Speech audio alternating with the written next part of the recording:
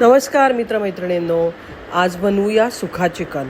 सुखा चिकन असं आहे ना की प्रत्येक घराघरात ते वेगवेगळ्या पद्धतीने बनतं. चला, आज मी माझ्या मैत्रिणीची रेसिपी तुम्हाला शेअर करते आहे. अगदी सोप्या पद्धतीने आणि झटकन होणारं हे चिकन आहे. चिकनला आपण मॅरिनेट करून घेऊया आलं लसूण हळद आणि मीठ लावून, आणि ते थोडा वेळ बाजूला ठेवून देऊया.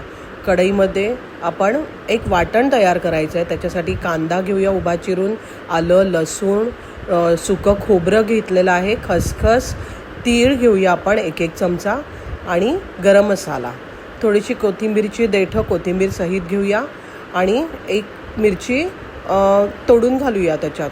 हे सगळं मिक्स करूया, छान थंड करूया, आणि त्याच्यानंतर हे छान बारीक वाटून घेऊया. कढईमध्ये मी तेल गरम केलेलं आहे, त्याच्यामध्ये 1 चमचा तूप घातला आहे, आणि 2-3 लवंगा, 1 दालचिनीचा तुकडा, वेलची, तमालपत्र आणि लसूण ठेचून घातली आहे. थोडासा कढीपत्ता घालूया, आणि बारीक चिरलेला कांदा घालून हा कांदा छान गुलाबी रंगावर येईपर्यंत परतून घेऊया. टोमॅटो घालूया, त्याच्यानंतर धणाजिरा पावडर, आपला घरगुती लाल मसाला, रंग येण्यासाठी थोडीशी काश्मीरी मिरची पूड घातलेली आहे. आपण मॅरिनेट केलेलं चिकन आहे ना, हे सगळं ह्या कांद्याच्या मिश्रणामध्ये घालून छान परतून घेऊया. हे परतणं फार महत्त्वाचं आहे, त्याला छान तो मसाला लागला गेला पाहिजे. त्याच्यानंतर थोडा वेळ झाकण ठेवून देऊया. चिकनला ना आपलंच पाणी सुटतं, आणि थोडा रंग बदलेपर्यंत आपण असं छान परतून घेऊया. मिक्सरमधलं वाटलेलं वाटपाचं पाणी होतं ना, ते घालून आपण थोडा वेळ झाकून ठेवूया.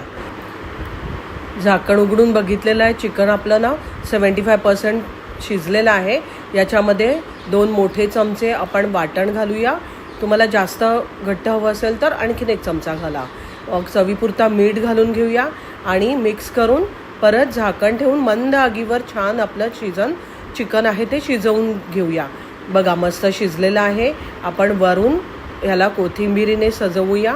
किती छान दिसतं ना, आणि किती छान सुकं झालेलं आहे आणि तरी आलेली आहे. हे तुम्ही ना ॲज अ स्टार्टर म्हणून पण खाऊ शकता. याच्याबरोबर चपाती, नान किंवा रोटीबरोबर खाऊ शकता. मी इथे पुलके केलेले आहेत, पुलक्यांबरोबर पण छान लागतं. किती मस्त दिसतं आहे बघा आपलं चिकन. अशाच नवीन आणि सोप्या रेसिपी जर तुम्हाला हव्या असतील तर माझ्या चॅनलला तुम्ही फॉलो करायला विसरू नका. लाईक करा, आणि कमेंटमध्ये तुमच्या प्रतिक्रिया नक्की लिहा, आणि तुमच्या मित्रमैत्रिणींमध्ये हा व्हिडिओ शेअर करायला विसरू नका. धन्यवाद.